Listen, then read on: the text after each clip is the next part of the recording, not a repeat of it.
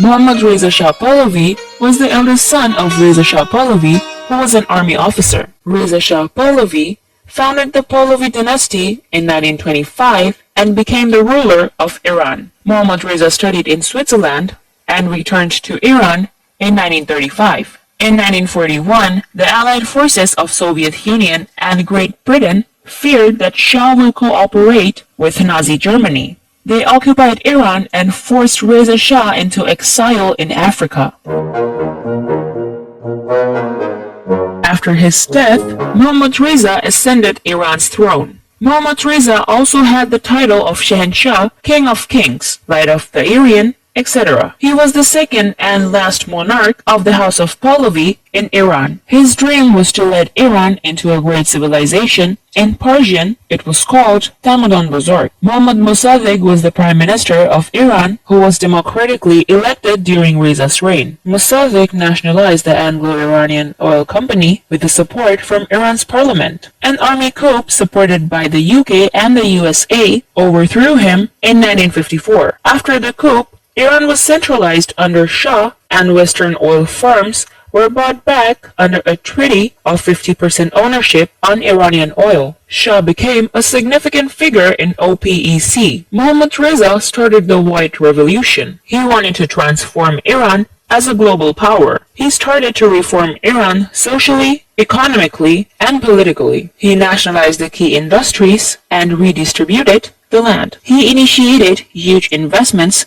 in infrastructure, gave subsidies and land grants to the rural farmers. Industrial workers got profit share. He also constructed nuclear facilities and nationalized Iran's natural resources. Shah started a literacy program among Iranians. He instituted tax policies and issued loans for Iranian businesses to promote independent economy. Manufacturing of cars, appliances, and other goods increased drastically. Industrialization of Iran prevented foreign threat and competition. Shah became a great leader and the reform continued for decades. Iran became one of the fastest growing economy among both developed and undeveloped nations. Under his 37 years of rule, Iran spent billions of dollars on industry, education, health, and armed forces. Iran's economic growth rate even exceeded United States, Britain, and France. The national income rose 423 times, and per capita income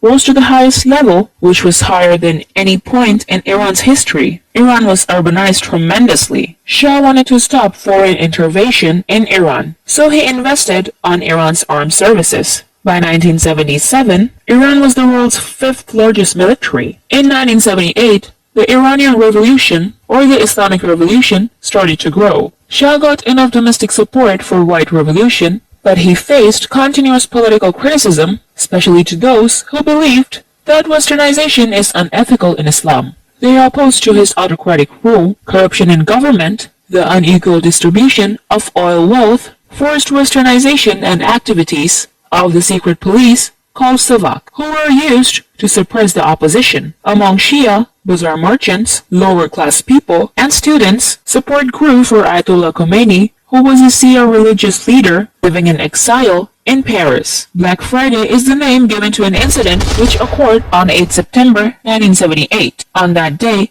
at least 100 people were shot dead, and 205 people were injured by the Pahlavi military in Jaleh Square, Tehran. Another triggering event was the Cinema Rex, located in Abadan, Iran, where 4 Islamic militants attacked a building with an airplane. Near 400 people were killed. A meeting was held between the Shah and Western leaders, but they withdrew their support. He left Iran on 17 January 1979 for exile. Muhammad Pahlavi once said he would rather leave Iran than fire on his people. Almost 60,000 people lost their life during the revolution, according to the Islamic Republic of Iran. But according to the historians, the number is between 540 to 2,000. After the revolution, Iranian monarchy was formally put to an end. Ayatollah Khomeini declared Iran as an Islamic republic, and the Shah was granted asylum by Egyptian President Anwar Sadat, and he died there on July 27, 1980, at the age of 60. After his death, his son, Reza Pahlavi II, who was born